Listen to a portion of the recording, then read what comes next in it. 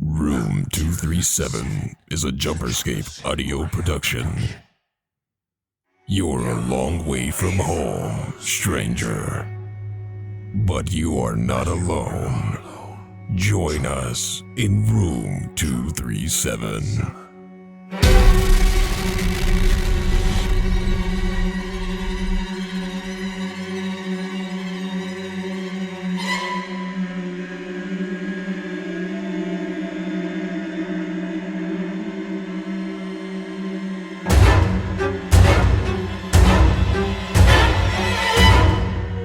Hello and welcome into Room 237. It is Spooky Month. I am James. I'm Ashton. And who's this? I don't know. My name is Austin. Yeah. Oh, you're that guy from basically every other project. It's true. This is our second time doing the intro. I think we just kind of bot walked through it this time. It was a good one. I prefer this one, actually. Yes, but we are continuing with a Spooky Month. That was freaking cool. And what are we doing? So today we're watching Trick or Treat, which went straight to video in 2009. Was supposed to have a theater release, but never happened, ? That was supposed to happen in 2007. The director is Michael Dougherty. Close enough. You know, like Jack Dougherty. Dougherty. Yeah, but Not no. crashing cars. Not crashing cars. But this is a anthology movie. It all takes place on the same Halloween night in the same town. And it's very kooky spooky is I guess how I'll put it. It's very much just like Halloween flavored. Yeah. I would like my movie in Halloween flavor, please. Yeah, but it's obviously not that deep. So we're just going to kind of make jokes about each of the different segments and tell you what happens in them this episode. Yeah. But of course, if you want to interact with our shows in any kind of way, if you would like to head over to jumperscape.com, Woo. you can find our shop, you can find our Discord, you can find our Patreon, yeah, go there. That's my first time doing it that way. That was pretty good for a first time. No, I can get behind it. But yeah, let's get into the movies, kind of. So as stated, this is a anthology picture. So if you don't know what an anthology means, it is multiple stories in one film. Usually they're connected through some kind of through line, and this one kind of is. I would say the through line is Sam himself, the character. He does make an appearance in every story. Exactly. There's also another through line that each of the stories are supposed to be a different stage of experiencing Halloween. So one of the stories about the dad and his son, that one is about like learning about Halloween or your first Halloween, kind of. Okay. Yeah, when you teach your kid to kill kids.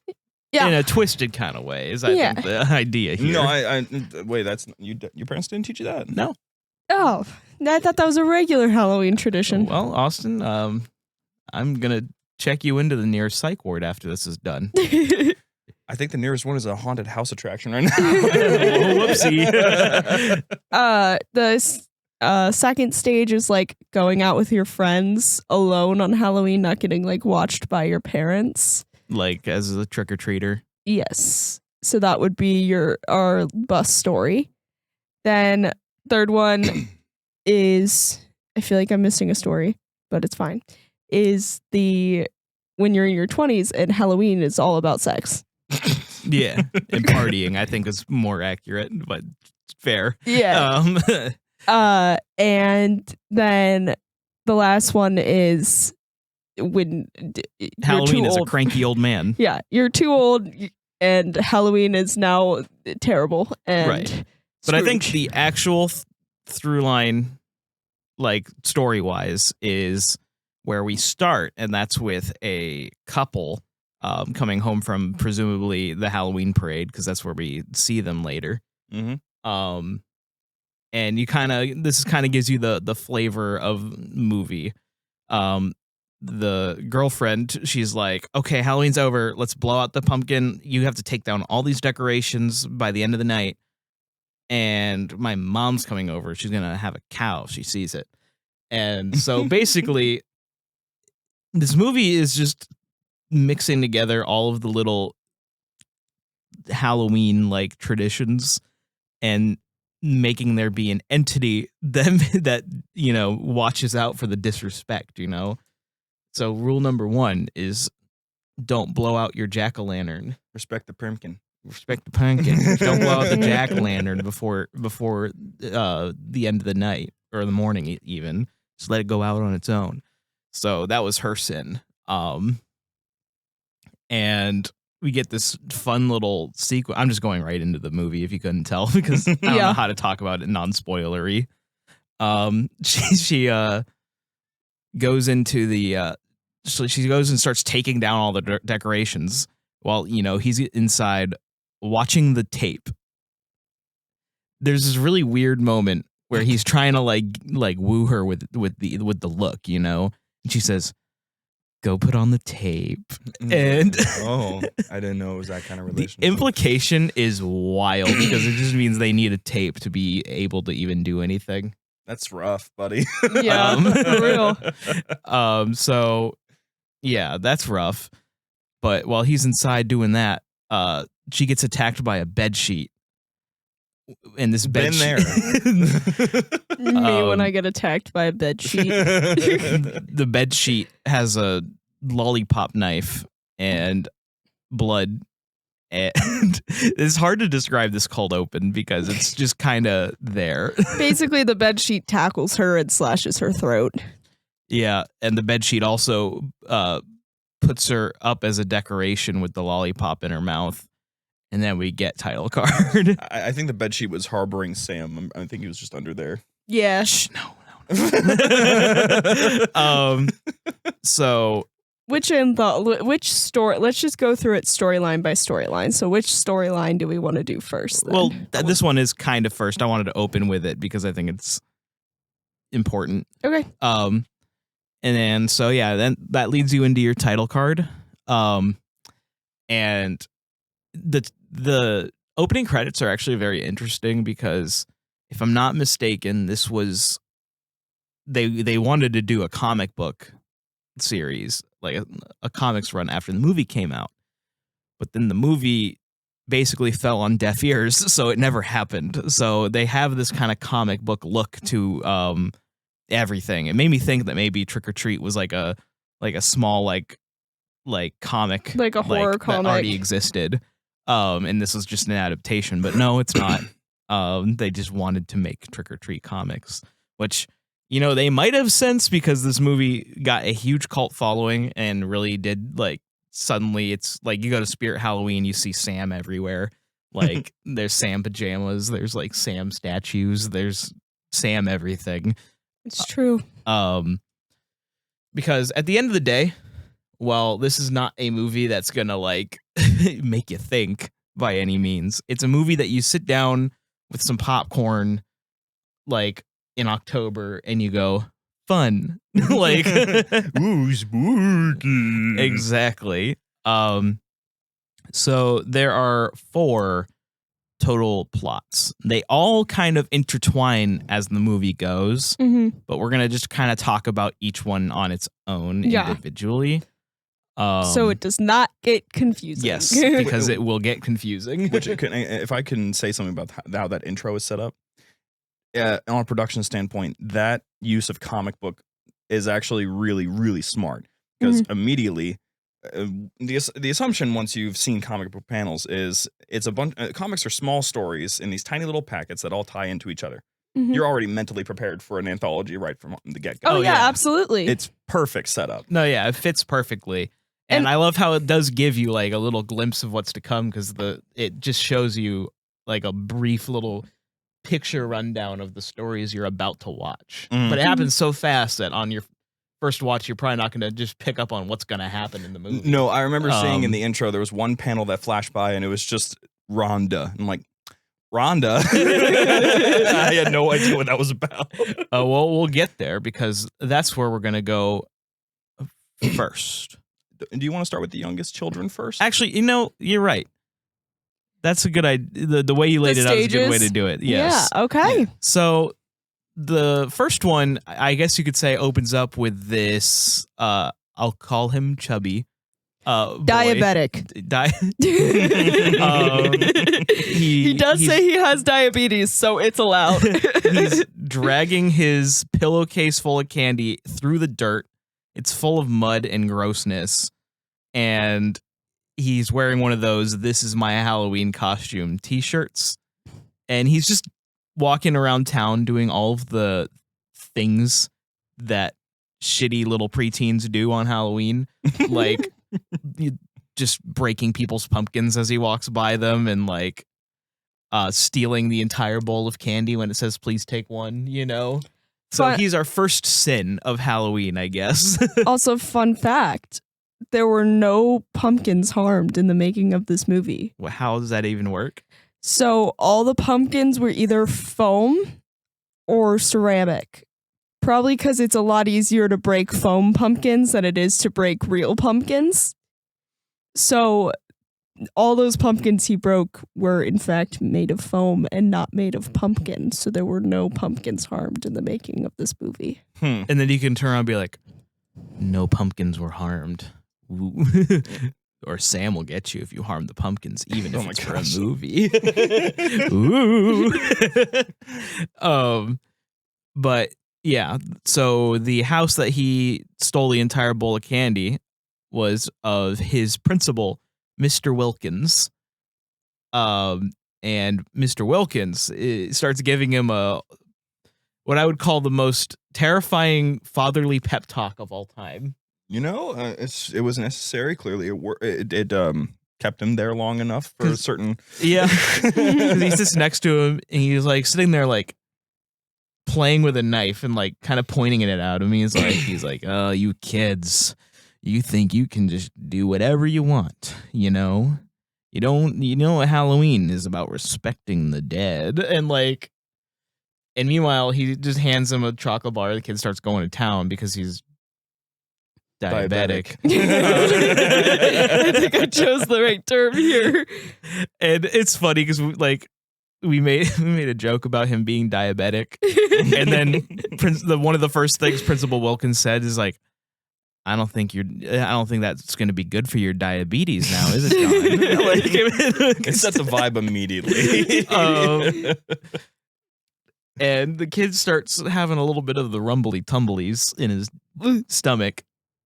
And that's when you get the moment, because Principal Wilkins is like, and you forgot rule number 1, always check your candy. And then he starts puking incessantly. Yeah.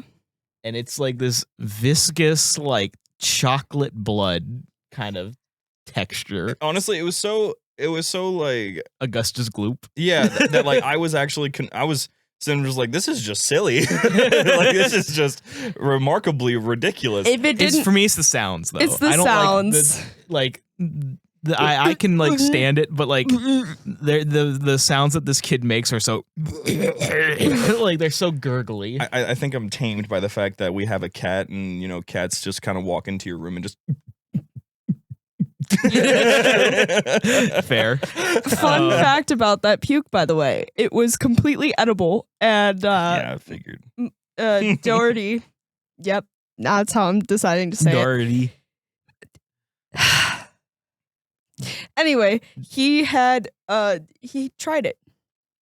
He ate the I would vomit, too. and he said it actually tasted pretty good. My guess is it was made out of chocolate and shit. Yeah, probably. Because that's the fun part about horror movie props that have to be in your mouth. They are oddly delicious. They usually make them very palatable. They used in The Walking Dead for human flesh when the zombies would eat it. They would basically make barbecue chicken that looked like human flesh. That's immaculate. obviously they'd have to do some stuff to the color to make it match, but like that's basically what it was. That's funny. Small cat.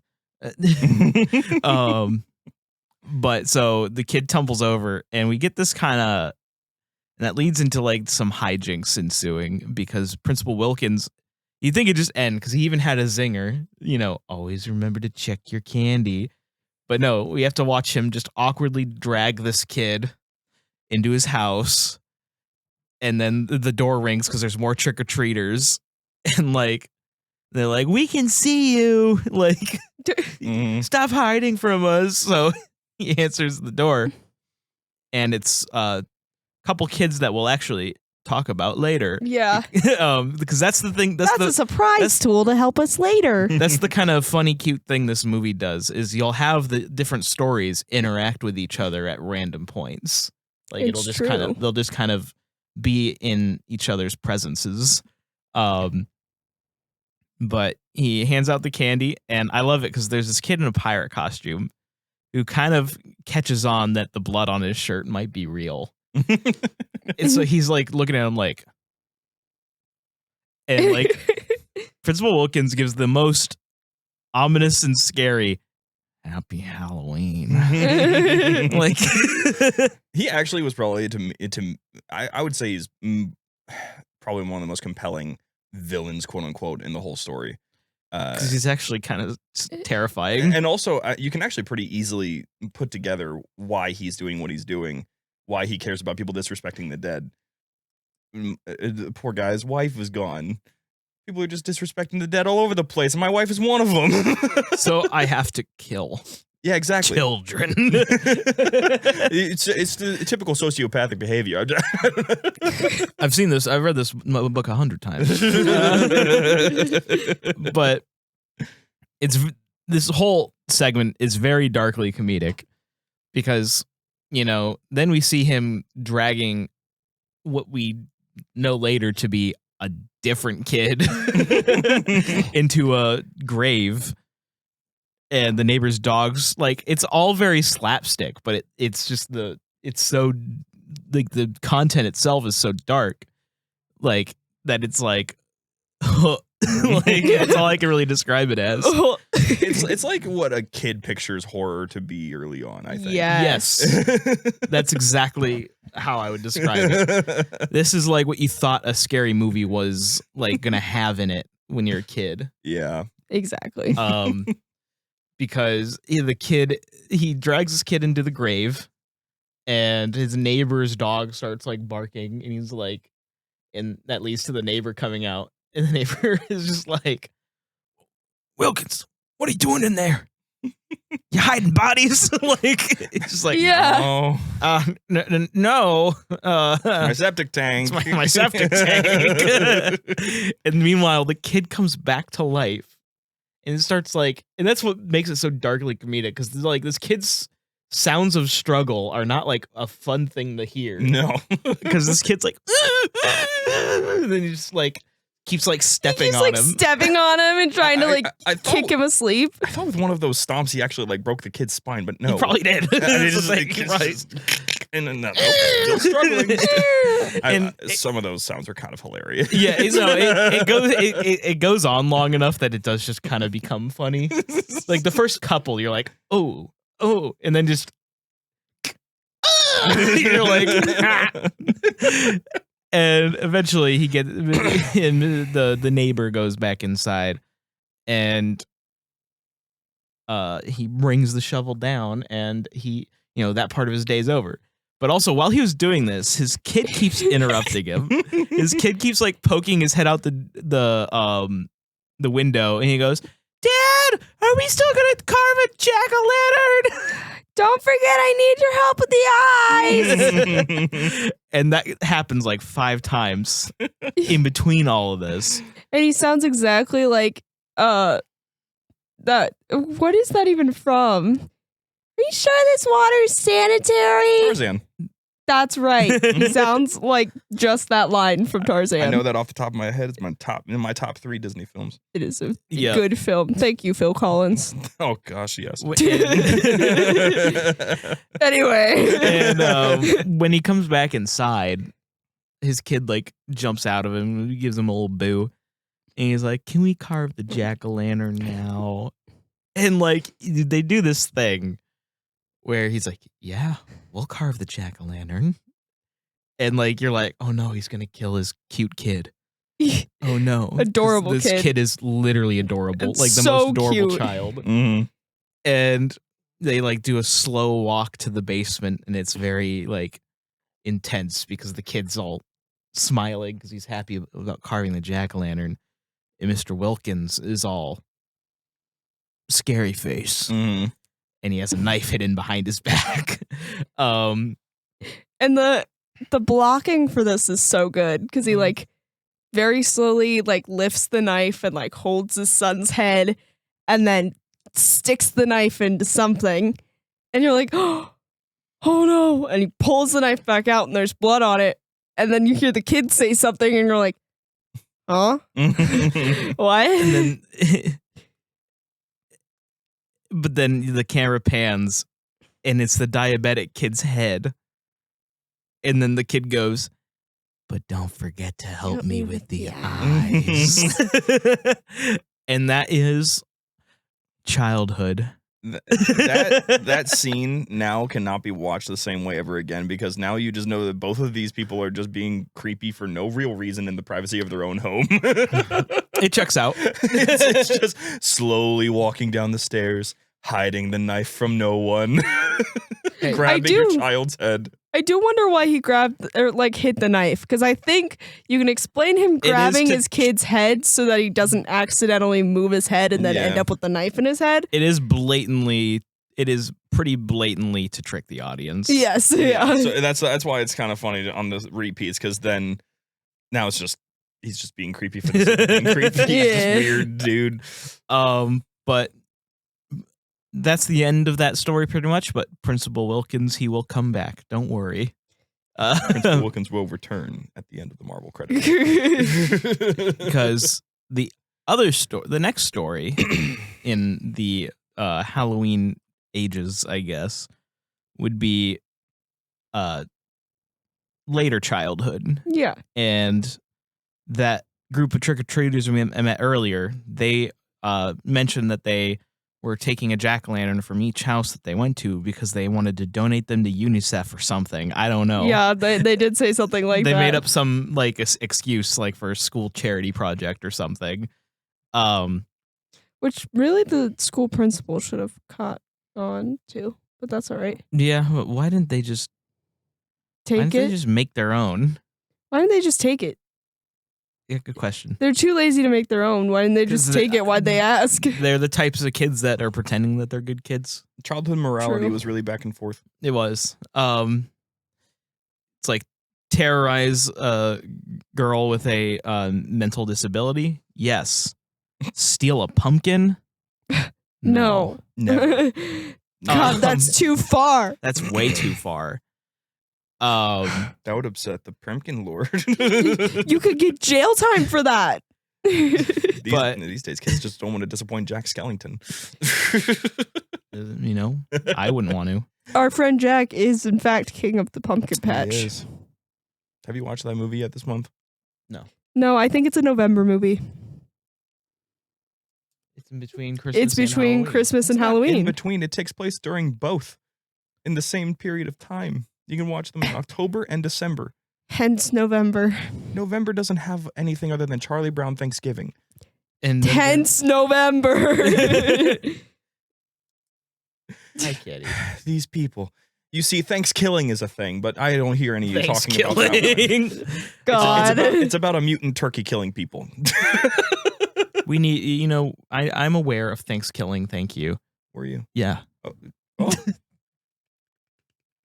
You're the first person I've known that actually looked up. Is there a Thanksgiving?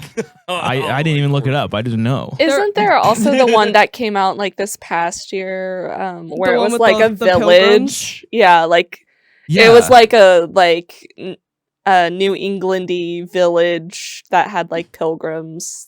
I don't really pay attention to There horror. was. It There's was another one. It Yeah. was I saw the trailers. It was a serial killer that was dressing up as like a founder of this town. Well, Yeah, but everyone's it's- dressing as pilgrims because it's like that It's season. no. I watched the Dead Meat episode on this. It's a very interesting it's a movie, different and I movie? want us to cover it. Okay. It sounds Yeah, be I quiet. remember seeing the trailers for that too. It So sounds like Town of Salem, the movie Kinda, yeah. from the game. Yeah, we've never played that game for some reason. It's called like Thankful or something, That's hilarious. because that's like the whole premise of the thing. Anyway, I don't remember what it's called. I better have be to look back thankful. at Dead Meat. or else. Yeah, yeah,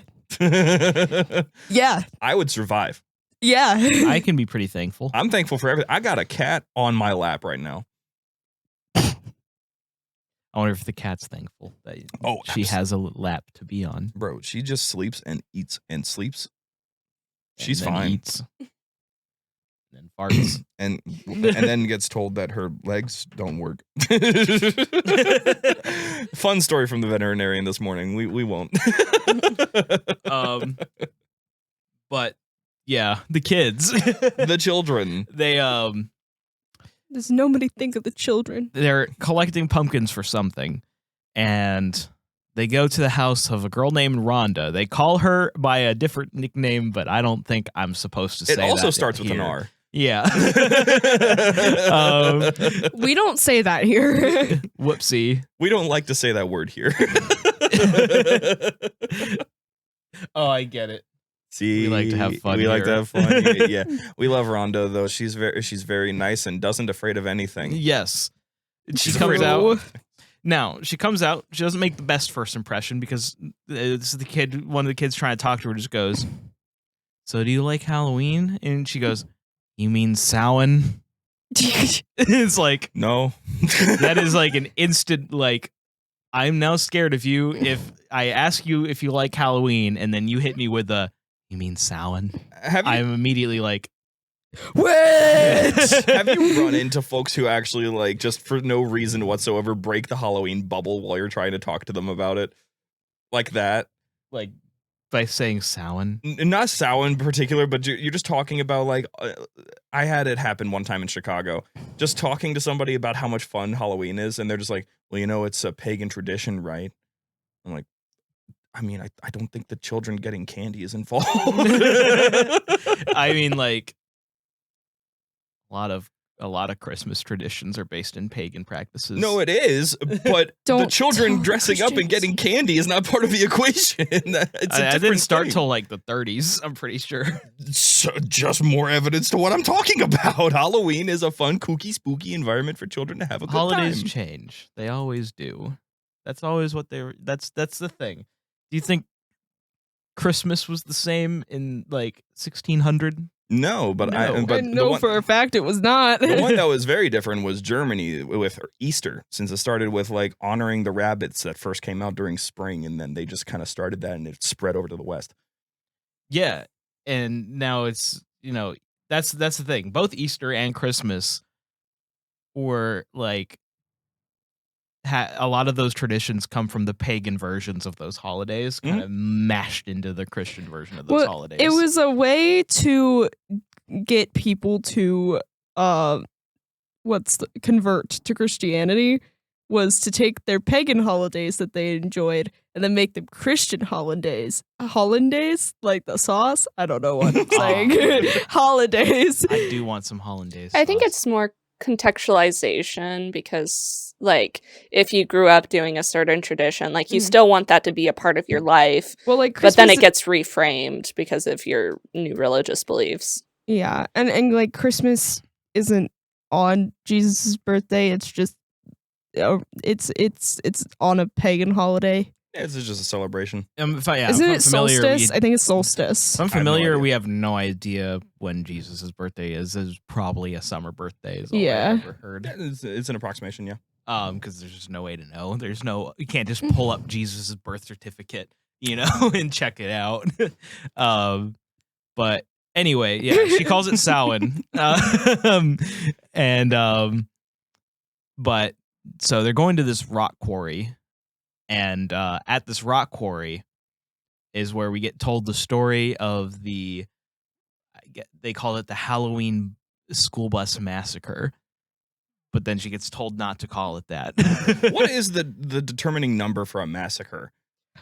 I think they were just trying to play on Texas Chainsaw Massacre. Okay, because I was gonna be like, do we have a number that we have to reach to hit that? Well, how many people no. died in the Boston Massacre? I think 1 or 2. So Fair enough. I think it's a name that you put. It's a sensationalism Yeah. thing where if you put massacre, it makes it sound way scarier and way more insane. But then again, I still think the amount of kids on this bus would constitute. I would go call for a it. massacre. It was just hilarious that they jumped to that. I was like, oh my god. I think it is a whole movie reference. It probably is. So she tells the story about a school bus of troubled youths with basically like disabilities. Yeah, and the actually the actors who play these kids are actors with disabilities. So I thought that was cool. Yay, rep. And not so cool what happens to them. No. So basically Still yay, rep though. Yeah, what happened to them is they didn't get speaking roles except for one. and everything he says just makes me want to cry. Yeah. Because when he's just there going, wrong way, home, I want to go home. Mm-hmm. Like, I'm like, oh. So basically, they all would take this bus to basically like a boarding school far away from town. And one year, the parents put together a bunch of money and paid the bus driver to basically. Did he poison the candy? Is that what was happening there? Because he wasn't going to drive the bus off the quarry. He may have poisoned the candy. Because he's not the one who does it. It's one of the kids. And Or he might obviously have wasn't had part the of his plan plan. to put it in neutral and just push it over. Yeah. There is the other, much more horrifying, I hope this isn't the case, just leave them there. Yeah, that's true. Yeah, that would also be terrible. Terrible. Mm-hmm. Then also, Terrible. how would he get out? I guess he probably would be able to walk, Yes. but still, if you're gonna do like something like that, I imagine you'd drive far enough that walking wouldn't be an option. You can walk anywhere if you have the time. Also, those Yeah. kids just walked from town That's to it. true. So That is So it's true. not that So it's far. really not that far at all. it's really not very far.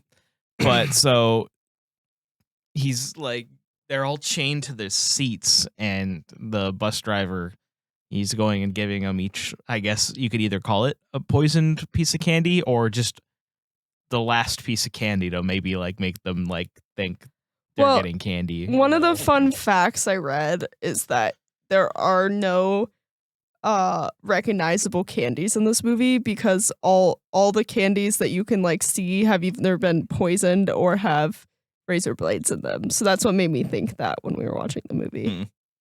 So basically just as to not get in any kind of trouble with a candy brand. Yeah. There was an odd amount of terrible candies. I saw a lot of peppermints being handed out, and I'm like, I would Yeah. be so mad if I was trick-or-treating and I got a peppermint.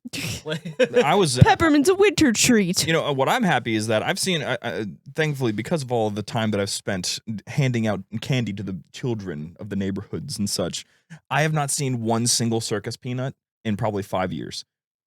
I've never even eaten one. What do they taste like? Kind of bad. It's sort of like if you turned foam into candy. They look scary. So like I've never even given it a shot. Those are those orange peanuts, right? Yeah.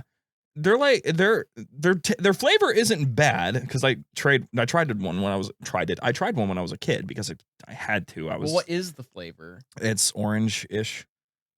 But it's a peanut. It's just in the shape of a peanut. It does look like foam. I always thought they just looked like foam, so I never ate them. That's They the thing. look They like they, foam peanuts. they feel like the foam things you peanuts. put in your packages. Yeah, when you eat them, they do just kind of feel like that. It's like you have to let it dissolve a little bit before you actually can eat it. It's not a pleasant experience. Yeah. It's really not. It was not a very good candy. Like circus peanuts, Good and Plenty's, and Mary Jane bar. Those are the bad candies. Huh? I think What? that's what it's called. Mary Jane? I think it's called Mary Jane's. You're Like the- talking about like Baby the weed? Ruths? No, it's the name of a candy. Are you talking about Baby Ruths? No, not Baby. I love Baby Ruth. They're delicious. You like Baby Ruths? Yeah, it's just peanuts and peanut butter. No. Yes, it is. That's don't want- literally what it is. I don't like those. That's your what I'm problem. saying. That's your problem. It's just a chocolateless. We used to collect them and give them to my grandmother. Well, she's winning. Wait, yeah. Wait, Babe Ruth is a chocolate-covered payday. And I don't like paydays. Paydays are good Dang. too. You know, okay, the one thing that I really hated getting the most, because I would eat probably all of my candy in like probably one night. My parents were very lenient. I would refuse to eat any of my Tootsie Rolls. That's weird. I'm I can't do it. offended. I can't do it. I I'm love me fa- a Tootsie Roll. I love a Tootsie Like of Roll. all of the candies, like Tootsie Rolls are going to be on the bottom of the list if I'm standing at the candy aisle. It's basically just a cold fudge. And I don't, and like that's the thing is that like I will take fudge. I love me some fudge, but something about how Tootsie Rolls taste, I'm just like, nah. It's sort of like it's not okay. I'll correct it. The actual worst that you could probably ever give somebody is black licorice. True. Well, that's what Good and Plenty's are. Good and Plenty's are black licorice in Mike and Ike shapes. Those things. Yeah. Oh, Yeah. Oh, I forgot all about that. I was like, Good and Plenty. What's it? I'm trying to think about? of Halloween candies I wouldn't eat. Popcorn balls. Popcorn balls. Oh I my like God. them now as an adult. I weirdly hated enough. those But as as a a kid, I kid. would get so mad when I get a popcorn ball. Rice cakes. My doctor says is a good way to start your diet. It's basically a tastier rice cake. Yeah, Like that's what it feels like. I've not seen any of these weird like weird candies and snacks in kids' bags in a long time. Oh yeah, I think most people these are things that like 95-year-old women would hand out. Maybe with a little orange Bible. And then there was the people that handed out like just like toys instead of candy. And I do both. okay, well, both is acceptable. I would always be like, I don't want one of those sticky hands. Oh, I don't do the I sticky- want He gets chocolate. like full Nerf guns and stuff. Chocolate. Yeah, I get Nerf guns. I get freaking Hot Wheels. A lot of Hot Wheels. I Okay, get those are cool as fuck. dinosaurs. I get all sorts of stuff. And, I just mean I don't want plastic spiders in my trick or treat candy. you know, the plastic spiders are in the candy, so that while they're searching for it, That's fun. yeah. Or you could be like my uncle and hand out toothbrushes. Nobody he's a likes your uncle, huh? dentist. Yeah. He's a dentist. I actually don't know that all I remember is one year I saw toothbrushes, but I'm not sure that he handed them out. I just vaguely remember getting toothbrushes from trick-or-treating at his house, and I'm pretty sure he handed out candy as well, but like he's a dentist. He has like free access to so Oh my much gosh, he's Wonka's toothbrushes. father. Willy Wonka's Oh. father. Willy Wonka's father. an appointment? Just straight up, like, oh my gosh. It's the fact that I had seen the prequels before I had watched that movie, so I was like, Count Dooku, what are you doing here? Yeah, I did see that before the prequels as well. Okay, so this is a very random thought, but when I watched the Johnny Depp Willy Wonka as a kid and he claimed to be edible, wait, who? the cannibalism thing went over my head. So like, I thought I he don't was like made. I of don't candy. remember I that. haven't seen this movie I since I was. 10. remember it's a line in the movie. Yeah. Who, don't who, remember who says that. it to who? He says it about himself. He Yeah, says Wonka everything here says is it. edible. I'm edible, but that's called cannibalism, folks. Oh yeah. And Kid Me didn't know what cannibalism was or anything. I thought he literally was saying he was made of candy. That was how I learned the word cannibalism. I think that is how I learned the word cannibalism. It was a nice addition to my Addiction? lexicon. It was a nice addiction. Anyway, I know all about cannibalism. I saw it on the television. all right, so now what we need is a Willy Wonka, not a horror because it'll ruin my perception of reality. A Willy Wonka trick or treat special. Because why in the world have we not seen that yet? He would be reveling in it. Oh yeah. He'd be making money. I need I don't think he Chalamet's- ever worried about making money. I think he really just I wants to know. bring just likes joy. I just need Chalamet to do a trick or treat special as Wonka. That'd be adorable. Because I already tear up when I watch that. Someone call him. Someone call up Timothée Chalamet right now. Tim. Hey, Tim. Do you want to do a special with a random media company called Jumperscape? We're gonna do a crossover with Johnny Depp. What if he's too busy doing Dune stuff? Dude, schmoon. You mean he's busy doing stuff? Anyway, so the children are talking about Soren, the Spartan from Halo TV show. Yes, I hate him. I liked him and then I hated him. His presence in that whole side story really ruined season 2 even more. Sorry. I didn't intend for this to be a side tangent. Okay, go ahead. I'm dropping the side tangent. Okay, so where were we? We were at. He gives the kids their candy. And then the Dracula boy, who was going home, who kept doing that. He breaks out of his shackles, and because he's a child, he doesn't know how to drive. But he tries to drive the bus away, but he just drives it off the quarry wall.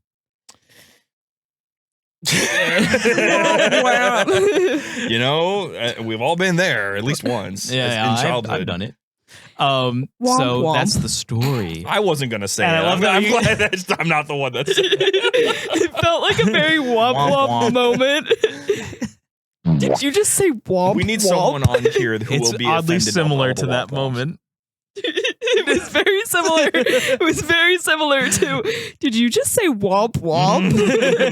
Womp womp. Womp womp. That is the wildest thing I've seen happen on live television. That Okay, was- focus. The ADHD is with us today. I do love that right when it cuts out of the flashback story sequence thing, the girl to braces goes, "You're full of shit."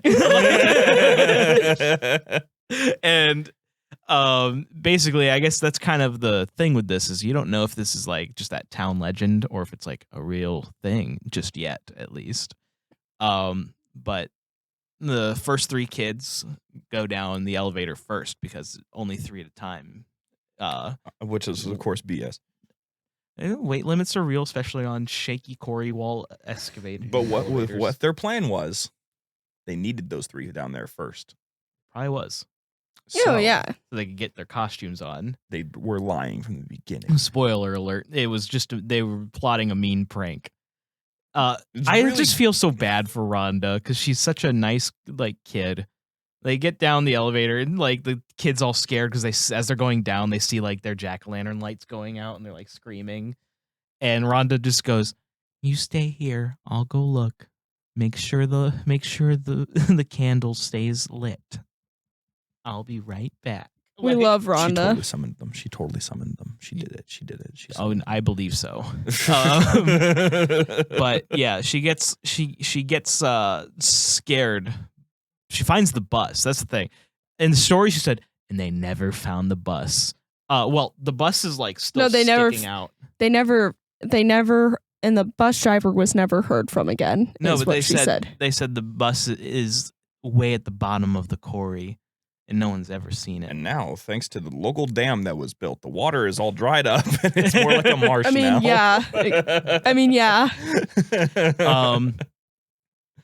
And so basically, some dead children come out of the water and chase poor Rhonda until she falls into a little pit. And on the way, knocks she has herself a- out. Oh no, my glasses. Yeah, Mhm. she loses her glasses. Someone stepped on them too. She can see just fine without those, by the way. She got a little bit blurry. Like straight up. Like I was watching, I'm like, I would die.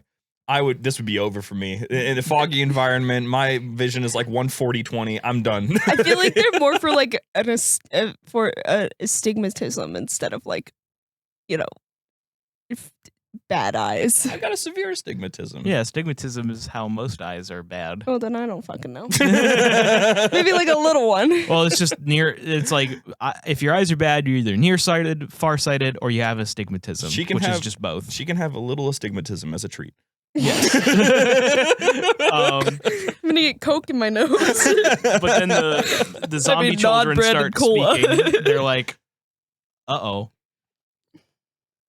this isn't good. Concussion. Oopsie. Oops. And so Rhonda wakes up, and this is where you like kind of see who the ringleader truly is of the group, because like I guess you call him the pretty boy of the group. He's all like, guys, I don't think she's okay. Let's get her, like let's go. This is over. And then like the blonde girl who was in the angel costume earlier was just like, wow, this went so great. And like keeps like asking, like she keeps like implying that there's more that they need to do down here. Like it's just like, and he's just like, she's literally scared out of her mind. What else do you want? And like, I don't know what this girl's deal is. What did Rhonda do to you? She's just a middle school bully. I don't know if you've ever dealt with those before. I knew so many girls like not this. Not the girl kind. Not the girl kind. This is just how girl middle school bullies are. We had the horribly physically violent middle school. Oh man. But and all the girl middle school bullies that I had all wore this same angel costume. I swear. But not the mask. Not the mask. The mask was weird. That was a little off-putting. Especially since it was maybe she was trying to be a cherub. That's probably what it was. 'cause She it was was a trying to baby be I a think cherub. it was so the mask could float in the water. Yeah, probably. For like the scare. But funny enough, as like they start hearing voices, and we get this kind of line where someone asks the mean girl, like, was like, yeah, but what about the bus? How do we get that part of it in here? It's like, oh, that part's real. Like that the story's like true. And then she just kicks a pumpkin because the pirate kid, who I think has a heart of gold, he's just kind of getting dragged along for all this.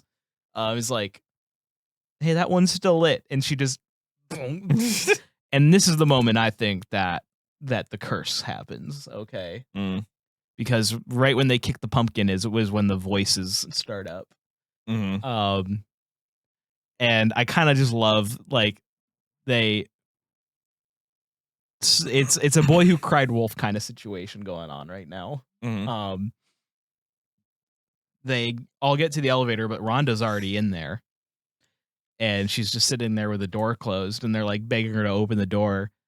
And I love how I just love the way that this is like framed.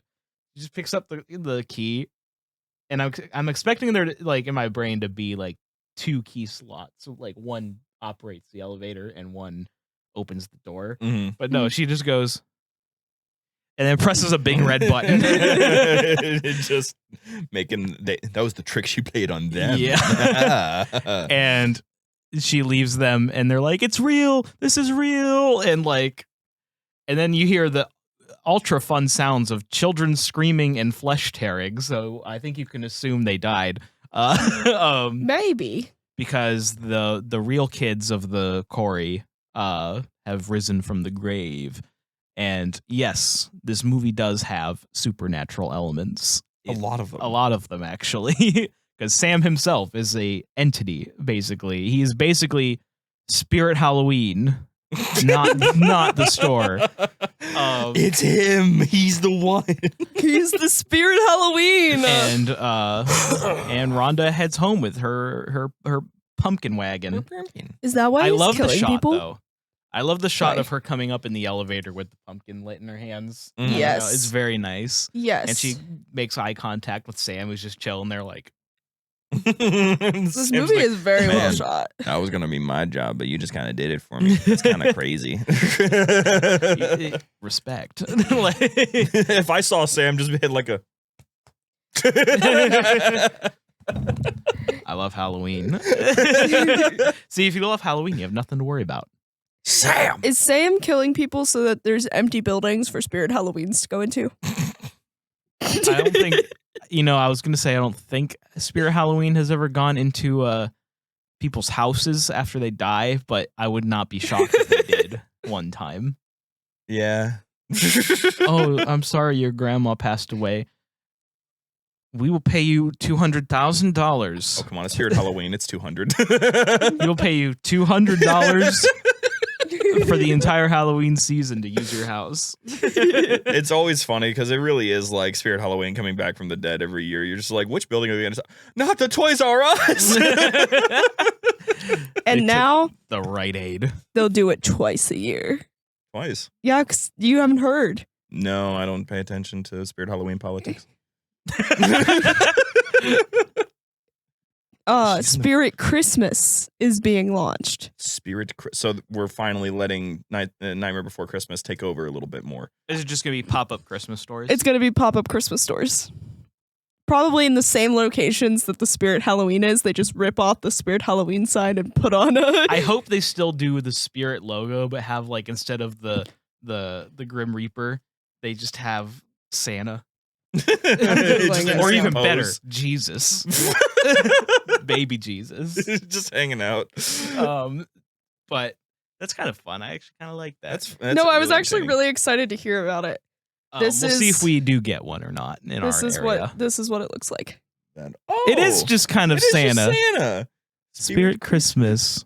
That's Yeah. actually kind of entertaining. Anyway, And you'll have and Santa will be there. Look, it says meet Santa. oh, dude, you best believe that if they keep that around, I'm gonna be Santa one day.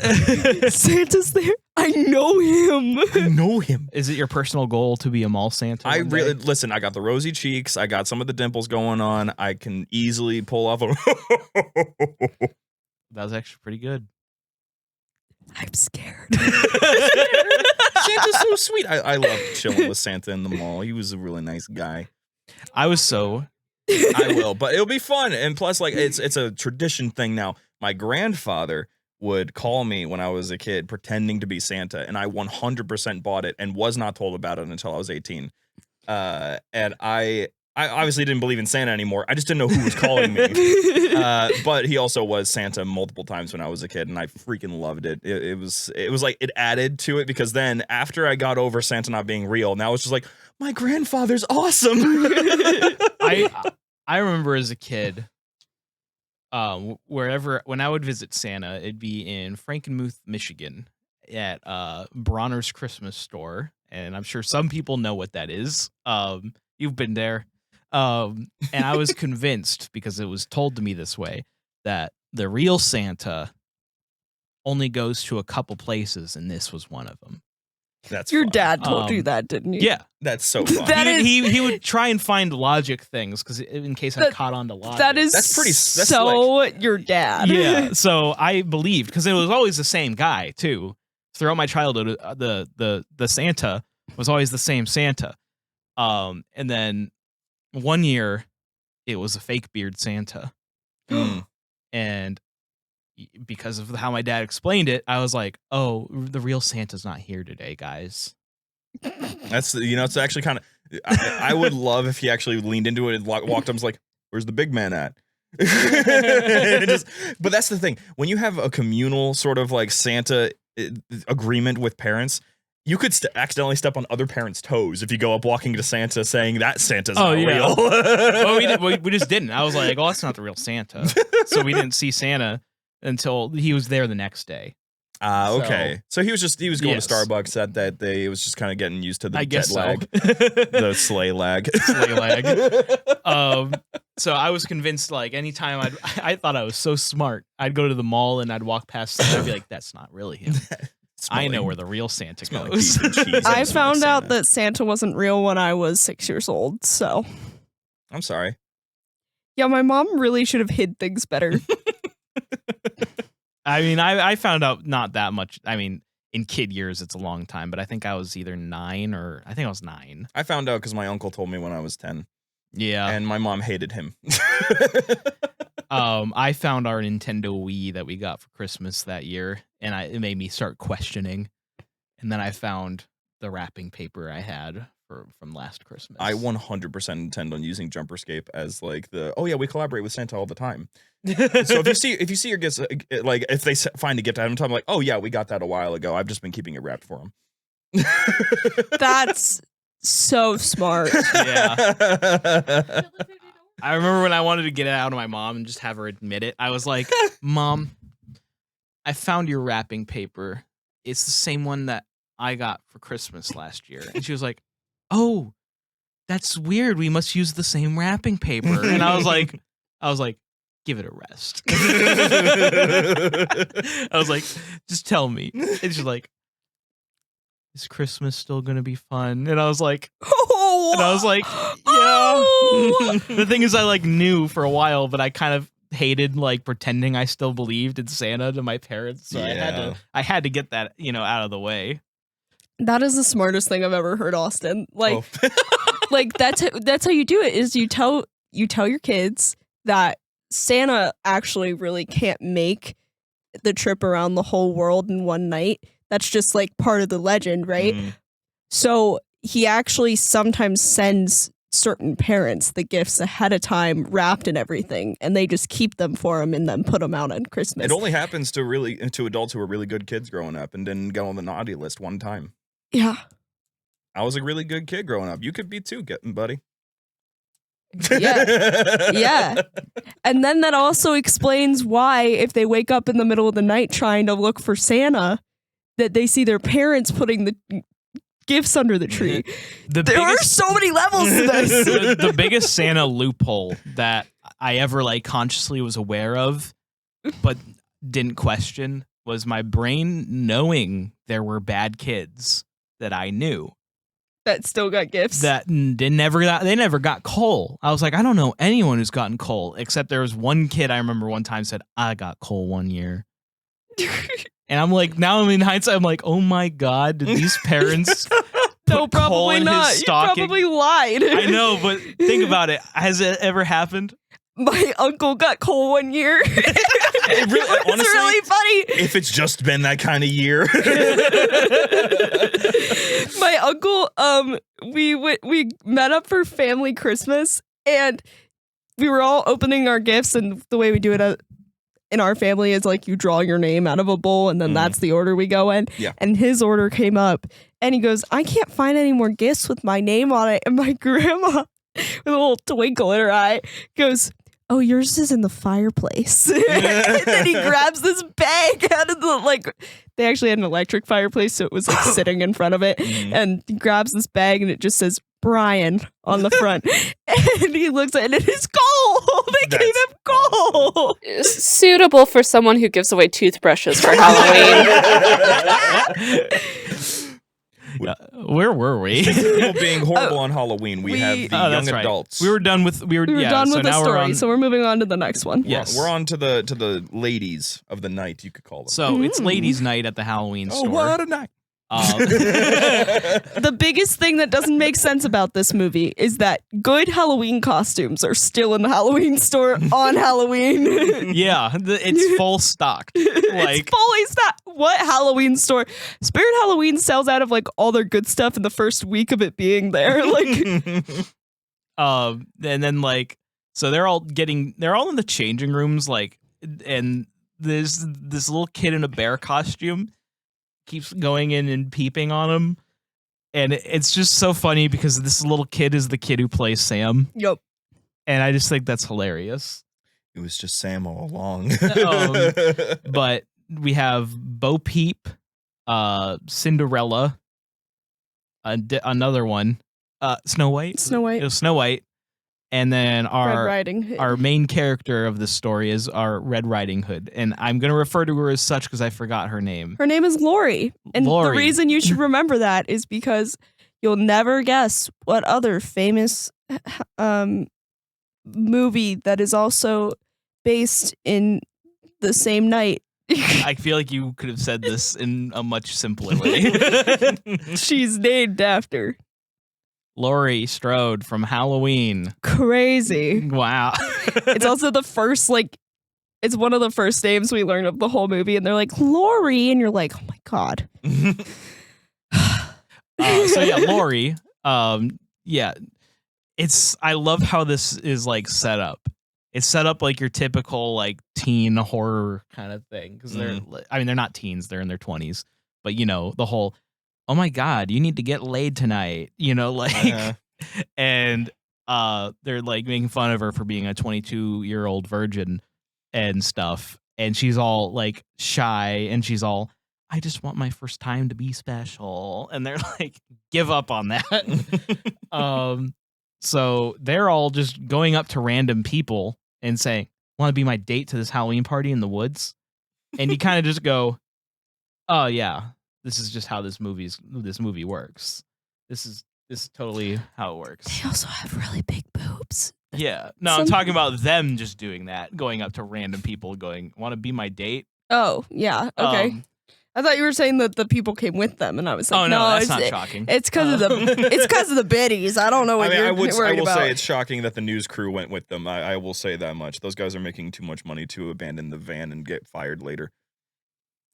You know, good thing they won't get fired later. Yeah. They would have. But this story kind of intertwines with the first story we talked about a little bit. I'll get into how later. But so this is probably the one that we cut to the most throughout the other I think stories. it's got the most crossover. This It one, does. It's very brief, like small scenes of these girls' night throughout most of the movie. right. Instead of like a lot of these, they kind of get sort of their own sections. This one feels very much pieced throughout. Oh, real quick. Pointing out the crossover early on, we heard werewolves in the children's story. Oh, yes. And Rhonda goes, werewolves. And Austin went, a siren? We were like, no, but I there was were like, no, it was wolves. howling. Yeah, I just think it's weird that they'd have a siren for werewolves. And I was like, it's not a siren. Those were just wolves howling. I was zoned out at that moment, completely out of it. It was very funny. That's a fun idea for like a Halloween Town kind of deal. Like, there's werewolves out, play the werewolf siren. The werewolf siren is in fact just Werewolf of London. Werewolves of London. So so basically you just kind of get a bunch of little scenes of them getting their dates, and eventually it's just Laurie walking on the streets alone. But we're introduced to this strange vampire man in the mask. Yes, who vampires a lady so hard in a alleyway. He vampires ladies so hard. But then his vampire eyes catch Laurie, so he's following her. There's really no other way to describe this story except very quickly. Yeah, I guess so. Everything just happens. Yeah, he follows her through the woods, and then like we cut to the party. They were like, we wrangled you a date. Don't worry, he's nice, and that's the thing you don't want to hear. No, it's like, oh, he's hideous, isn't he? And we pan to this dude in a baby costume. This is very upsetting. Full-grown man in a baby costume, and the baby costume is just a little bit too small. And the worst part is he even did the little hair slick thing. Yeah. I think if I saw a full-grown man in a baby costume, I'd run. I think I'd cry and then run. I would activate fight or flight and choose fight. Fight the Start baby. beating up the baby man. I would beat the baby man. Pause.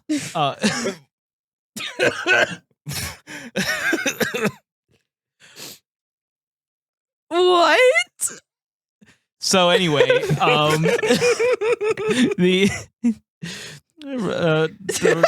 I got it. I thought it was funny. I see where they could see it. The red robe falls out of a tree, and they're like, "Oh my God, Laurie!" But no, it's the vampire man. Actually, I think they straight up did go Laurie, as in like, oh, Laurie. Yeah. Oh Laurie. Yeah, just like, oh, that's oh.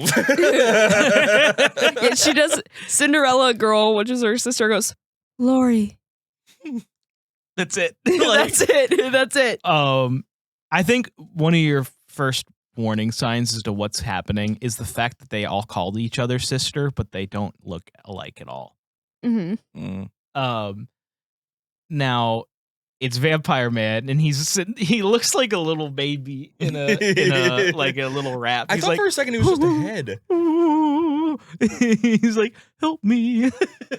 I really did think it was just a head for a second. Kind of, and then he's just alive. alive. I mean, it wouldn't be shocking. No, I this thought, movie. but then nope, it's not a vamp at all.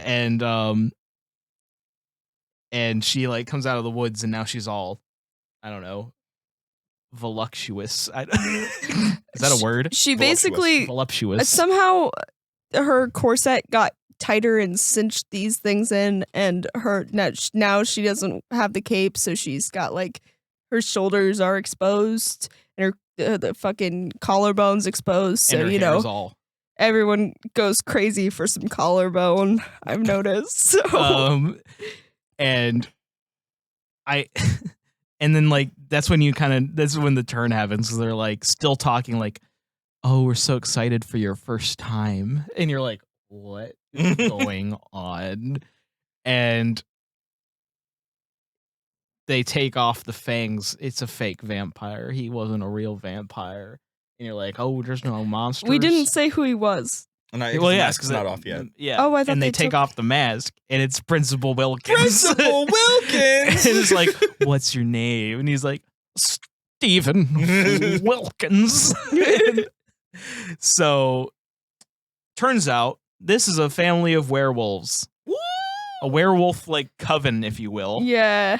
And I do love like they do like an MTV fucking booby montage as they all get into There's a lot of boobies. they get into Was werewolf there? Because I mode. only saw one that was like one pair exposed. Well, that's pretty much. It was very prolonged and close Because it but- wasn't nearly at the level of Steerbo werewolf, bitch. I'm just saying. You're right. No, right. and nothing's gonna touch that. Stirbo werewolf. But then, well, I noticed a lot of people probably did not sign away the rights to have their boobs on video, because there was a lot of people doing this whole thing. Yeah, they're doing the model thing. Yes. But Tasteful. this is honestly weirdly one of my favorite werewolf portrayals. It's very interesting. Does their skin grow back when? Well, it's like a costume. It's a like costume. zip. They unzip it. They Yeah. take off like the glove part of it. They take off like the tights part of But it. then there's blood underneath the skin. Yeah, I know. It's a little freaky, but So like, does the skin grow back?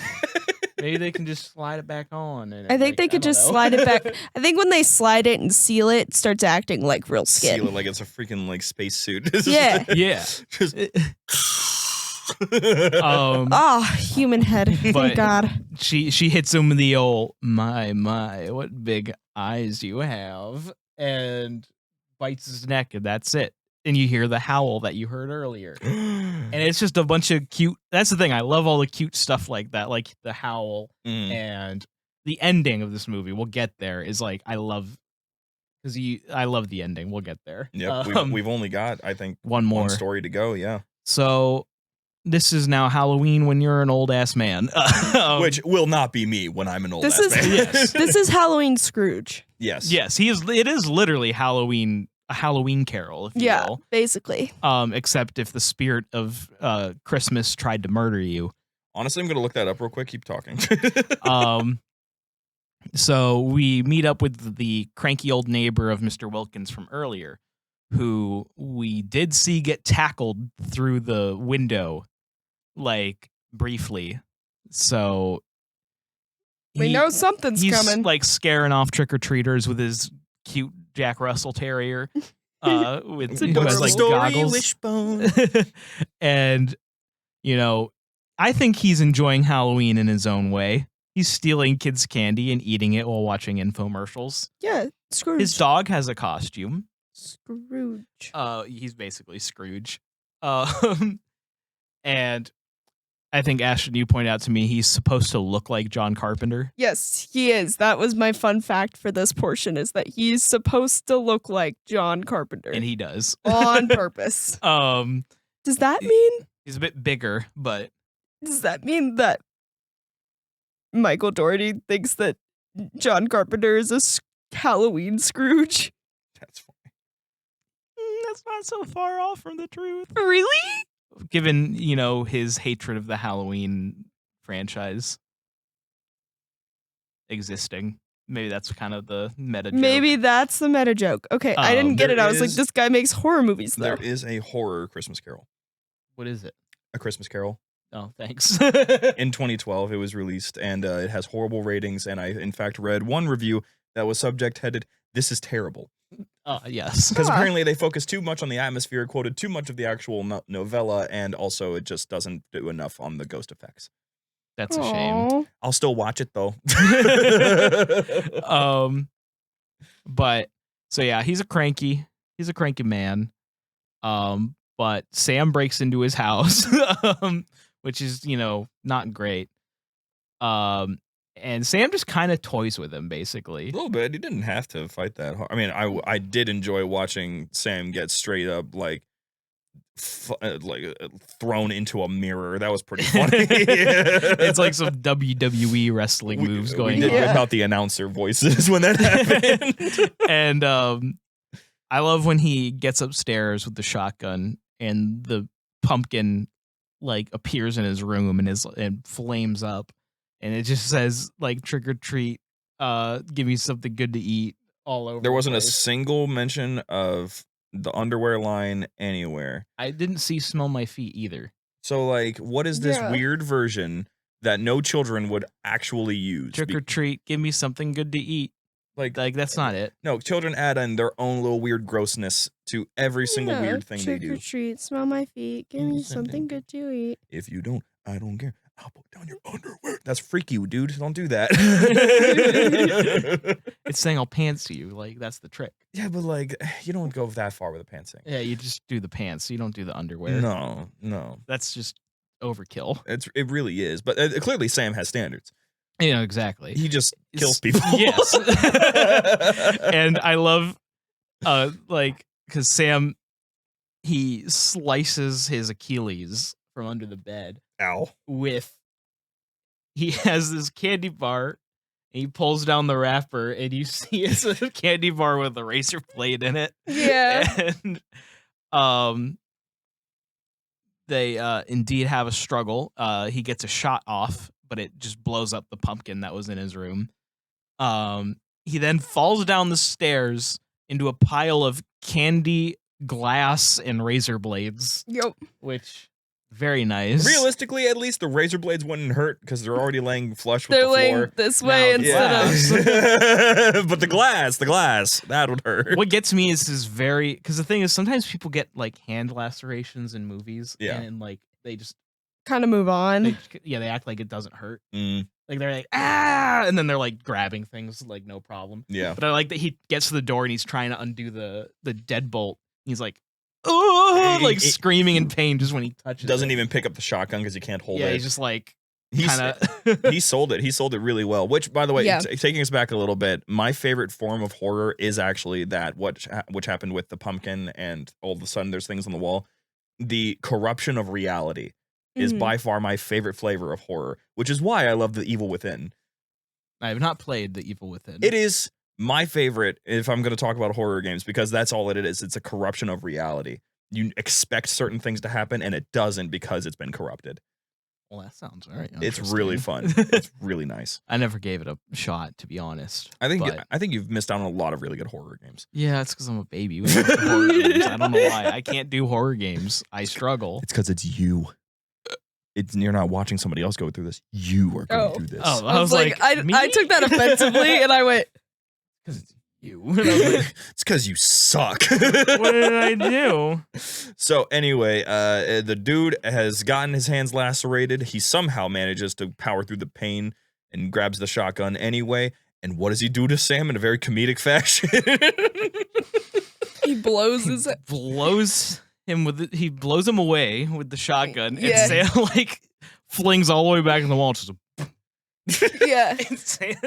Sam always makes these sounds like, ooh. And then, he did get his mask ripped off in this moment. Oh, too. yeah. Yes, I was. and that's when it's revealed he's a pumpkin. It's Jack-o'-lantern. I love the design of maskless Sam. I like Oh, it's masked so Sam cool. better, Yes. but maskless Sam doesn't disappoint. He's just a pumpkin skull boy. Yeah. It's great. And So cool. And like he gets his hand blown off and everything because he gets double tapped. as he should. And the old man tries to call the police, but then the phone line just kind of mysteriously goes. And Which, how did he know that the phone line went? Or was it just the sound? No, it showed a shot of the line literally going. But he was in the middle of talking, and then immediately when it gets pulled, he knows. So I think the only thing they could have done, sound department forgot to add a. Yeah.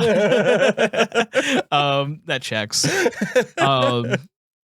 But and then he gets stabbed in the foot by Sam's dismembered hand, and the hand just kind of crawls away, and Sam starts to wake up, and I just love, like, he just goes, "Oh, my hand."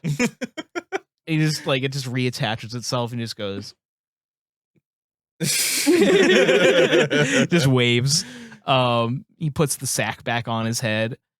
And at this point, I think Mr. Old Man has accepted his fate because he tries to break a vodka bottle to use a weapon, and Sam just kind of breaks his arm. So I think it just shows that Sam has been just kind of having fun with this. Oh yeah, for sure. But then Sam, we see the lollipop from earlier, but it's not a knife yet. Mm-hmm. And he bites into it, and now it's a knife. And so we see that happen. And he stabs a chocolate bar that was on the old man's chest, goes, "All right, bye," and then leaves. This is all I wanted, bro. Like, you just gotta give me chocolate, man. Because Like, I think as far as Sam was concerned, he's like, he learned his lesson. Not yet. Not yet. But but enough for the Halloween spirit. Yeah. But I love, this is where we get like the ending shots of the movie, and I love it because first you see Mr. Wilkins' son handing out candy in his dad's bloody shirt, just like looking all like, you know, probably thinking, "Where's my dad?" Like, yeah. He's gonna grow up to be a serial killer. Yeah. And then you see Rhonda go by with her Little little pumpkin wagon. Yeah. And then you see like the girls all now in their car like laughing it up. Who almost hit Rhonda, by the way. Who almost hit Rhonda. Those jerks. Pay attention. And then you see Sam sitting there, and he's looking at Mr. Sir, because Mr. Sir is now handing out candy like a good boy. Yes, he's learned the spirit of Halloween. And the little girl who goes, I like your mummy costume," is so sweet. Thanks, it's real. And then Sam, like, you know, he's just like, just making sure you still know. Like, and then he turns around, and who do we see? The couple from the beginning. And it plays the beginning of the movie from Sam's perspective. And you see him like look, and he just looks at his lollipop knife and goes. And the reason I love this is because at the beginning of the movie, like, you literally see Rhonda with her wagon like briefly in the shot, like, Yeah. at the beginning. Like, I just like that kind of loop of the movie. But the movie's not over because the door rings again for the old man whose name keeps escaping me. Old man. Oh, I forgot to say. The old man was the bus driver. Oh, yeah. Yeah. Yeah, he was burning pictures, why he's burning these pictures this long after it happened, I don't know. Maybe it's all associated with each other. That's why everything happened on this Halloween night. But yeah, the kids from the lake answer the door, and he gets ripped to pieces in comic book form, and that's the movie. Ooh, don't forget who says the final line. Oh yeah, just Dragon Ball goes, "Trick or treat." And then the credits roll. Yes, and that's Trick or Treat. It was a good movie. It's not very deep. No. I love it though. Yeah, I love it. It's a yearly watch for me. That's the thing. I've always thought that the best holiday related films that literally have the holiday in its DNA, such as in the case of, let's say, Trick or Treat or Santa Claus is Coming to Town. It's got to be something that's so surface level that you can just have it playing in the background of whatever it is you're doing related to the holiday. you can't have something on like Elf in the background for Christmas. You've got to sit down and watch that thing. Yeah. Because that's got storytelling in there. Bum bum bum 'Cause bum bum. this is a perfect, like, I'm carving jack-o'-lanterns at night, Yeah. throw on Trick or Treat in the background kind of movie. Yep. Like, it's like you have other movies that you can do that for that are less graphic. Like, say you are living in a family household. But this is like the ultimate like horror movie for that, like for like just enjoying your day in the fall. Yep. And yeah, it's pretty much up there. So since this is an anthology, we always do this with anthologies. Let's all kind of agree, or not agree, but let's all just say what's your favorite of the storylines and what's your least favorite. Okay. Do you start with guests? Yes, you go. Okay. So, because of the feeling being very similar to that of Are You Afraid of the Dark and Goosebumps, I really liked the kids plot line with Rhonda. Because it did feel like it had a similar feel to a classic episode of Goosebumps or Are You Afraid of the Dark? With a little bit more of a gory twist if the producers were allowed to go buck wild. The way the story goes, I like how it's one of the only ones that's completely self-contained. I think it might be the only one that's completely self-contained with no references or points anywhere else except for the kids at the end going and killing the old man. But that makes it even better because then that whole callback is the quintessential pinnacle of the film, the ending moment. They get the trick or treat in there. So that story, that one. Gotcha.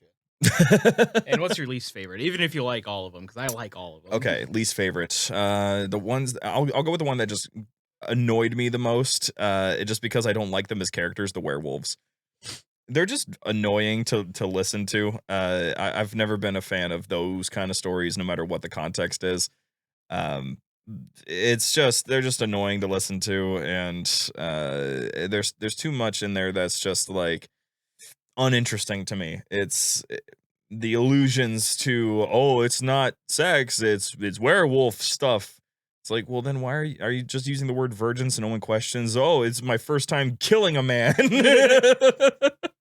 That's still a murder virgin. But that's the thing. Every time that someone says virgin, you know what they mean. And when you don't, and when you have to clarify what you mean, you have to add in the other word of what you're a virgin of. Well, to be fair, they are in public, so they're not going to be like, I can't believe you're going to kill your first man tonight. That's my point. I like it's I don't know. It's a strange setup. I like the climax of it. Aside from, I don't know about the character shift of the sweet innocent girl becoming all of a sudden this very violent sexual. I'm so excited for this when she was initially different. I'm assuming it was a fake out. But I think it would have actually been funnier if like she still was like, oh, I'm so nervous. I was hoping for that. I was Like- really hoping for that. I was hoping that she was still going to be carrying that like awkwardness, but no, she just became like all the rest of them instantly. It was kind of disappointing. That's fair. Ashton? Okay. So I think my favorite is the principal one. I like him. Principal Wilkins. And then I think my least favorite is, as much as I like it, the werewolf one. Because I didn't realize it until we were sitting here talking about it. It actually is like so short and like there's not a lot going on there. It feels like it's very long because it's just like plopped in between all the other stories. I think what kind of helps it is it's the way you get to see this awesome fucking Halloween celebration they are having in this small Ohio town. Yeah. Like, that's like the highlight of it for me. Yeah. Because I have to agree, I also put it last. I like all of them, but this is fun because we all have a different favorite. Because my favorite is actually the Sam and Old Man showdown segment. As a very passionate Chucky fan yourself, I completely understand. Well, it's also like Sam's my favorite part, and this is the part he's in the most. That's fair. That's understandable. So, which of course this all takes place in Ohio, by the way. Of course it does. where the cryptids lie. yay. So, how many razor blade chocolate bars out of 10? I'm glad we're not going with how many dead kids out of 10. I think we've used that before. Have we? I think we Maybe. have. Or have you? I've not I'm done pretty it. sure we have. Okay, so how many razor blades in chocolate? Like how many razor blades in one bar of chocolate? Just clarifying. Yeah, sure. Okay, sick. I would. I really have no interest in seeing this movie again. I'm not. That's the thing, is that this movie is fun. It's really fun, but once you know all of it and all the twists are gone, it's one of those movies that, like, once the twists are gone, it loses a lot of its luster, and it becomes a background movie. Which, again, we've already discussed that's actually kind of a benefit to it. But because of that, I'm gonna have to give it a solid 7. 7 razor blades in a bar of chocolate. Cool. Ashton? I'm going with 8 razor blades. 8 razor blades. I am a 9 razor blades person. I actually love this movie. I actually love I this watch movie. it every October. You fool! So yeah, that was Trick or Treat 2007 or 9, depending on who you ask, apparently. Yeah, I guess. But yeah, I think we have time for a quick little Q&A. How about you guys? You Oh, have time sweet! for a Yeah, quick little I Q&A. actually have a question of my own when you get done with them. Oh, okay. Ooh. Spicy. So Oh no, she's. They're He's reading. got it. He's I have got it. Yeah, I mean, you can read them if you want to. It's not open. No, you're the dedicated one for the library if you want to be. Kyle has a bunch of questions. As he always does. They're all HCS questions. I'm sorry, Kyle. I'm going to skip them. HCS on the Room 237 Yes, show. we talk about HCS. Ashton was even there to talk about HCS on Get on the Podcast, available on Thursdays.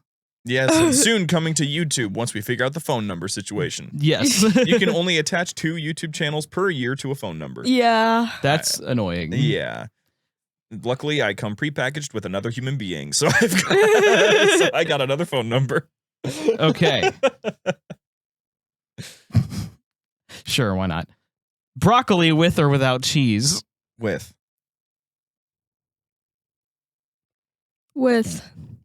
I don't like broccoli.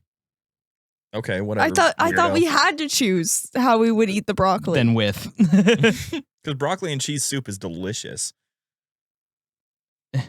Oh god, I'm so bad at this. I can There mark we them go. later for you if you like. Favorite Halloween candy? Slipstream wants to know. Okay, we did talk about We our did least talk about favorite. least We didn't favorite. talk about our favorite though. I kind of hard crutch the Reese cup. I am always gonna like and enjoy a Reese cup. Mhm. There's probably things I like better, but that's always consistently I'm gonna get those. How many times have you been disappointed by a melted Reese's cup? Never. Never. I- Man. Here's the thing: Reese cup really good melted. Reese cup also really good fresh out of the fridge. I've never refrigerated my Reese's. I should try that. Ooh, frozen maybe. Dude, I've not eaten a lot of candy in my life. I'm gonna be real. He eats his candy all in the same night that he got it. There's still a treasure chest filled with candy back behind the curtains there because I never ate all of them. I couldn't. My stomach was favorite. My heart leaps with joy every time I find a Mr. Goodbar. Mr. Goodbar. Oh, Yeah, the rice. It's just it's crispy rice and chocolate. no. Mr. Goodbar has the it has nuts has of some sort peanuts in it. That's even better. Okay, I'm thinking of the other one, but Crunch You're Bar. thinking You're of the thinking of- Crunch Bar. I love Crunch Bars. Crunch and Mr. Goodbar, both in the same bowl. They're amazing. That was just random to me. I was like, Mr. Goodbar. Yeah, that was awesome. that was an odd poll. I'm not gonna lie. Agreed. and you got weird about us liking Babe Ruths. I did not. I did. Oh, you did. I love Babe I got Ruths. mixed up. I'm offended, sir. I'm sorry. I'm sorry. My favorite is probably a Hershey bar. Just regular Hershey bar. I love chocolate. I don't know what to tell you. I like Tootsie Rolls too. I love chocolate.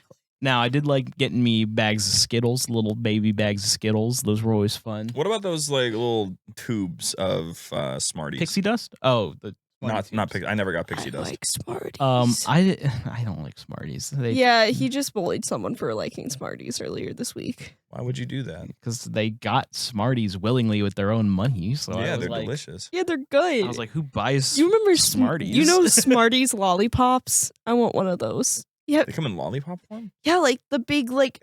I'm gonna look it up. Okay, yeah. I While didn't you're know about looking that. it up, are you guys pumpkin spice enjoyers? It was fun when it was just coffee. Now it's everything, and it's not good and everything like everyone says it is. So I don't like pumpkins and I don't like cinnamon. So what do you like pumpkin- out of curiosity? I'm very picky. Because like I've learned so much about what you don't like, and I think I've learned more about what you don't like than what you do like over these last couple weeks. Food She's a very scares picky lady. me. Goes to the restaurant, can only pick one item on menu. It does make it easy to pick what you want. It sounds like yeah. I'll save this question for later. Favorite book in or outside of Halo? Why didn't you just say favorite book? Well, because he knows that I'll answer it a certain way, and You maybe didn't know you'd be here. maybe he did. Anyway, so probably favorite book. Oh man.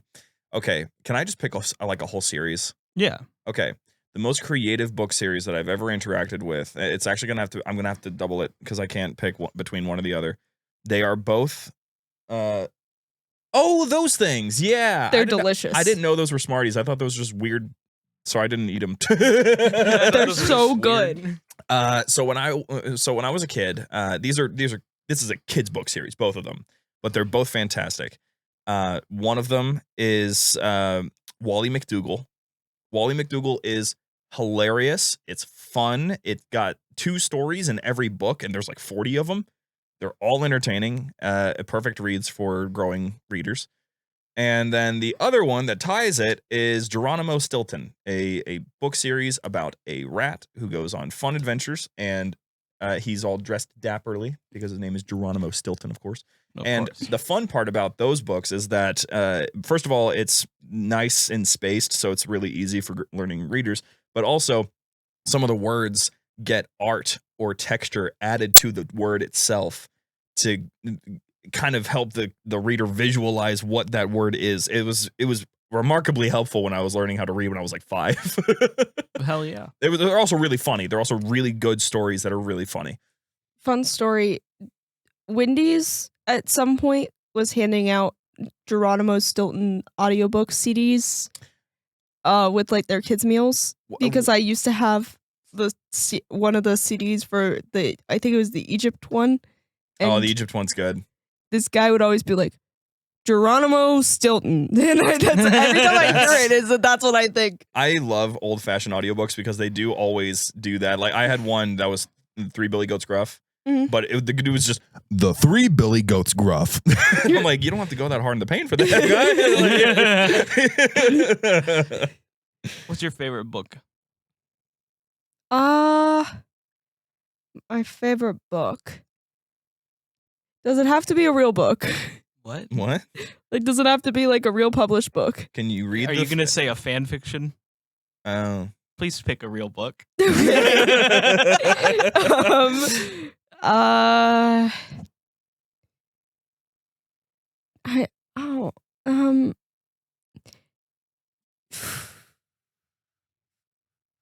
James, maybe while she's thinking. This is really My hard. favorite book is Stephen King's It because it's the only big book I've read in its entirety on my own.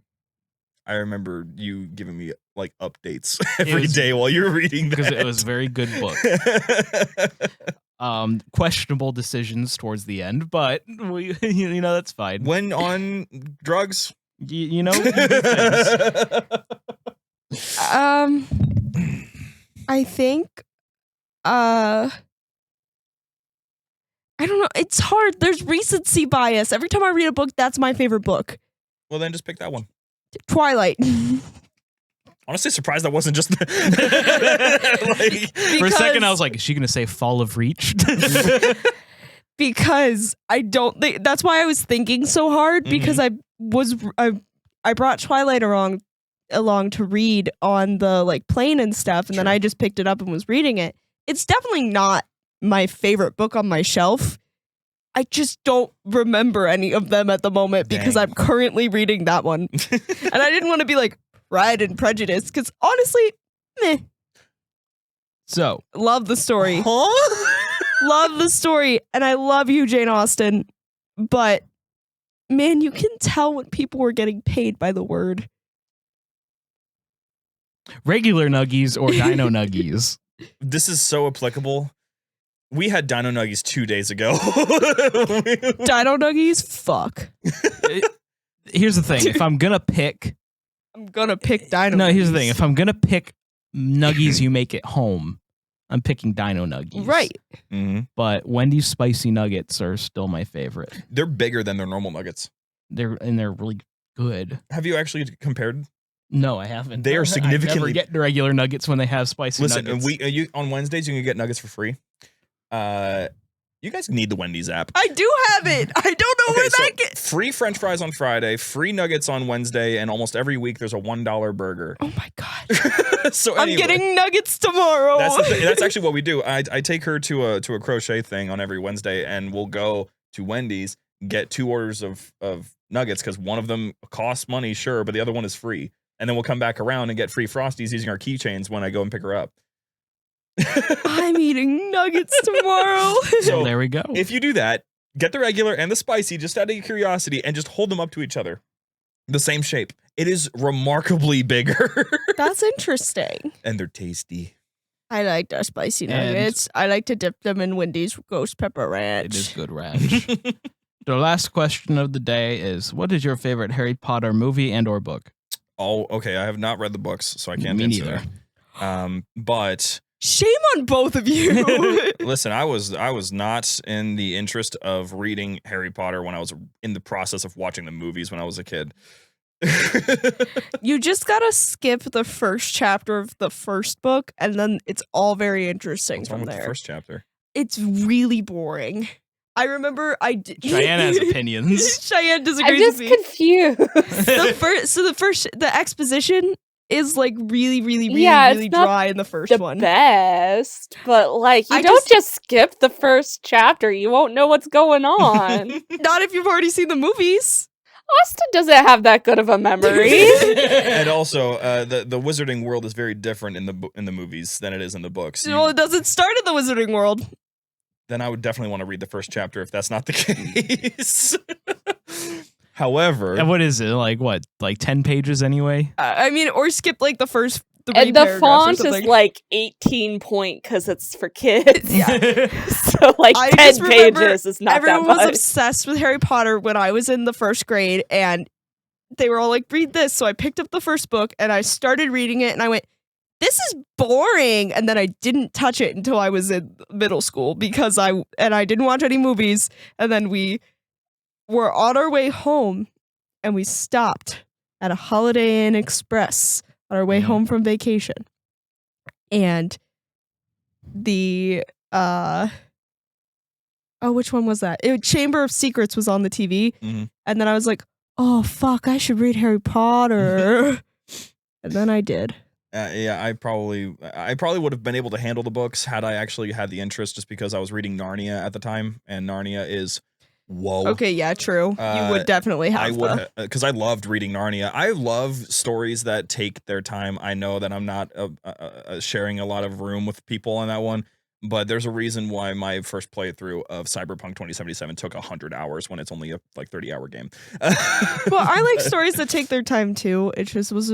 I think it's just. I don't even know if it would be hard for me to read that first chapter anymore, like now. But when I was in first grade, it was like, oh my god, kill me right now. Well, on a movie standpoint, the movie that I've watched over and over and over again because it is one of the most significant turning points in any form of movie franchise I've ever interacted with, Prisoner of Azkaban. That movie is phenomenal. It is so freaking good. The introductions of the Dementors, the introduction of Sirius Black, the introduction of freaking werewolves. Like, there's so many cool things in that, and like Snape has a really good moment, like really good moments in that. It's also the last book where Harry gets to be innocent. Exactly. Such a really good. So, I'm telling you, read the books because the book Prisoner of Azkaban is so much better than the movie. It makes the movie look bad I'll have it on the background while I read the book. because the reason Prisoner of Azkaban is not my favorite movie, and it's because the book is so much better. It misses so much stuff that's in that story that is just So my favorite is long-haired Harry in Goblet of Fire. That's my movie. Book Prisoner of Azkaban. I like finales. I'm a Deathly Hallows person. I can't do Deathly Hallows. That's shocking. Why? Wait, part 1 or part 2? I'm counting them both as one story. Even still. But if I had to pick, obviously part 2.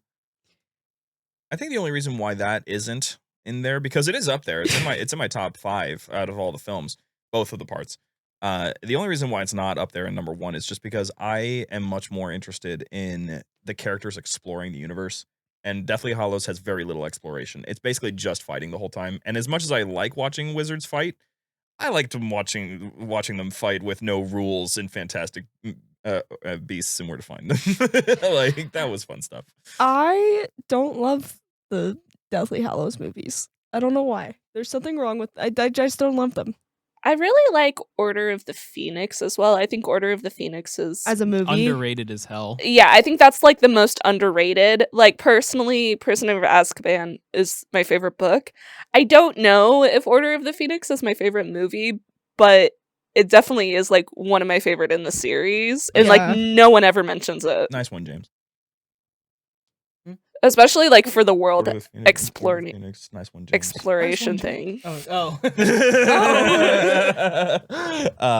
Yeah. To this day, sometimes I'll just do something in a video game. He'll go, "Nice one, James." and I was like, it's actually my name, so I can't like do the whole. Yeah. And then there's the fear that as soon as I say that, I might die in the game we're playing. Yeah. Well, anyway, I'm really sad now. Should I whip out my question? Oh yeah, your question. Yeah.